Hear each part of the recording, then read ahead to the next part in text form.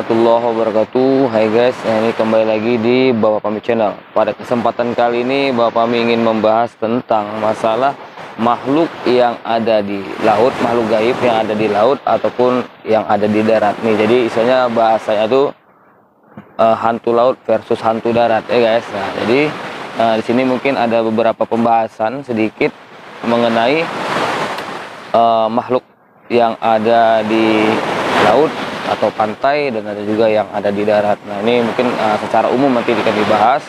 Nah, jadi tonton video ini sampai selesai dan jangan lupa untuk klik tombol subscribe terlebih dahulu, lalu tombol like, comment, dan share agar terus berkembang dan dapat upload video menarik lainnya. Oke, libas.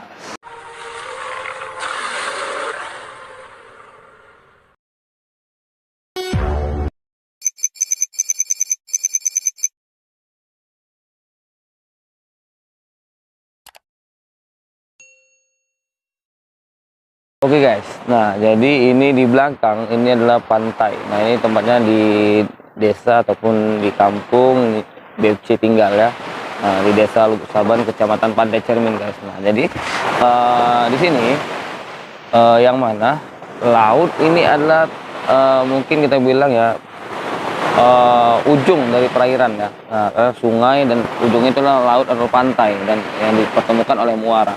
Nah, jadi di mana dalam hal spiritual air laut ini juga bisa dijadikan sebagai untuk media pengobatan guys. Nah, jadi air laut itu bisa digunakan sebagai media pengobatan, tapi ada cara-cara tertentu, mungkin tergantung praktisinya gitu ya, bagaimana dia menggunakan. Tapi yang BFC akan bahas di sini itu untuk menggunakan air laut itu memang karena ibaratkan adalah yang menunggu atau ada yang menempati lah, karena kita kan ciptaan Allah Subhanahu Wa Taala ini ada yang di dunia nyata dan ada di dunia gaib.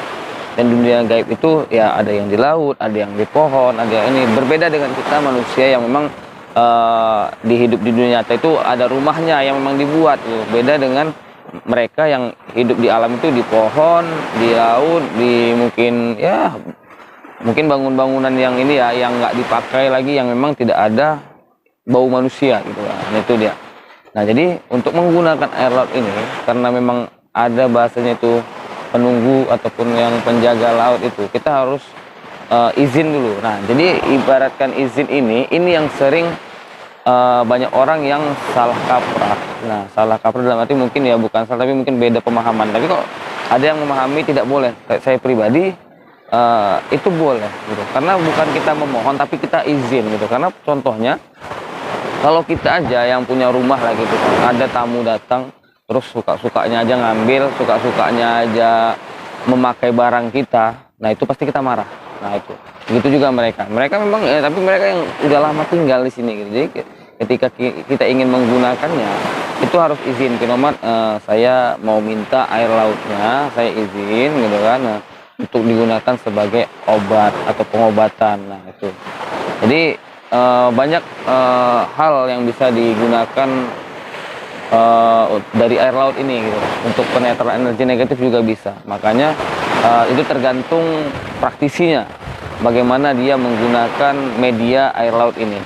Nah, jadi yang saya ingatkan sini, energi makhluk laut itu cukup besar dan lebih besar saya rasa daripada yang di darat.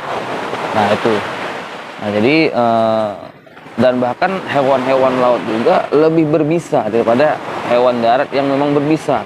Nah, itu yang harus kita sedikit pahami ketika kita berwisata ke laut atau pantai. Kita harus juga berhati-hati. Makanya ada baiknya sebelum kita menikmati wisata juga, kalau kita memang bukan putra daerah atau putri daerah, kita izin, saya mau berwisata, saya mau menikmati keindahan alam yang ada di desa ini, yang ada di kampung ini, ya saya tidak ada niat jahat ataupun apa, ya saya mohon untuk dimengerti lah. Itu bahasa-bahasa yang mereka pasti mengerti, itu mereka pasti memahami apa niat kita. Kalau emang kita baik, pasti tidak ada yang mau berbuat jahat juga, tapi ya memang harus punya tata krama, karena ketika kita masuk ke rumah orang tidak punya sopan santun pasti orang marah. Nah, begitu juga mereka. Nah, jadi satu hal lagi, sering juga terjadi kejadian-kejadian yang memang, mohon maaf ya, orang ketika orang berwisata terus ada yang meninggal atau ada yang hanyut, ada yang tenggelam, itu pasti bukan orang yang lahir di situ atau bukan putra daerah di situ. Pasti masing-masing itu adalah orang luar dari kampung itu, bisa luar kota atau luar daerah, bahkan bisa beda kampung. Nah, tapi bukan lahir atau tinggal di situ. Kalau memang dia lahir di situ, insya Allah ya pastinya terjauh atau terhindar, karena dia memang darahnya, auranya itu memang putra daerah gitu. Nah, itu mereka bisa merasakan itu. Nah, jadi mereka juga pastinya tidak ada rasa ingin mencelakai putra daerah. Biasanya seperti itu. Jadi yang kebanyakan itu adalah orang-orang yang di luar dari desa atau kampung tersebut yang terjadi itu tenggelam, baru hanyut, nah itu, atau terkena makhluk-makhluk yang ada di laut. Nah, itu biasanya orang-orang yang luar dari kampung itu atau bukan lahir di tempat itu. Nah, mungkin itu aja informasi yang saya sampaikan di video kali ini. Lebih dan kurang minta maaf. Akhirul kalam, wassalamualaikum warahmatullahi wabarakatuh.